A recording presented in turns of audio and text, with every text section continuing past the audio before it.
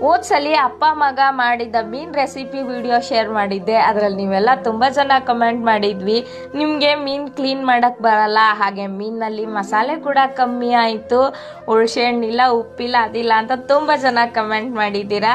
ಹಾಗಾಗಿ ಇವತ್ತು ನಾನೇ ಸ್ವತಃ ನನ್ನ ಕೈಯಾರೆ ಮೀನು ಕ್ಲೀನ್ ಮಾಡಿ ತೋರಿಸ್ತಾ ಇದ್ದೀನಿ. ಇವತ್ತು ಸಹಿತ ನನ್ನ ಮಗಂದೇ ಹಠ.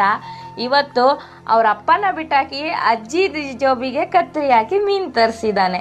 ಇದನ್ನೆಲ್ಲ ಚೆನ್ನಾಗಿ ತೊಳ್ಕೊಂಡು ಇದಕ್ಕೆ ಧನಿಯಾ ಪುಡಿ, ಖಾರ ಪುಡಿ, ಅರಿಶಿನ, ಉಪ್ಪು, ಸ್ವಲ್ಪ ಎಣ್ಣೆ ಹಾಕ್ಬಿಟ್ಟು ಚೆನ್ನಾಗಿ ಮಿಕ್ಸ್ ಮಾಡಿ ಎತ್ತಿಟ್ಕೊಂಡಿದ್ದೀನಿ. ಇದನ್ನು ತವಾ ಫ್ರೈ ಮಾಡಿದ್ದೀನಿ. ಈಗ ಹೇಳಿ, ಮಸಾಲೆ ಕರೆಕ್ಟ್ ಇದೆ, ಹಾಗೆ ಮೀನು ಕೂಡ ಕರೆಕ್ಟಾಗಿ ಕ್ಲೀನ್ ಆಗಿದೆ ಅಲ್ವಾ? ನನ್ನ ಮಗ ತುಂಬ ಮೀನು ಪ್ರಿಯ.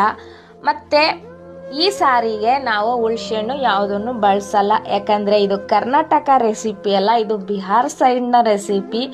ಈ ಮೀನು ಸಾರಿನ ರೆಸಿಪಿ ಬೇಕು ಅಂತ ಹೇಳಿದರೆ ಎಸ್ ಅಂತೇಳಿ ಕಮೆಂಟ್ ಮಾಡಿ.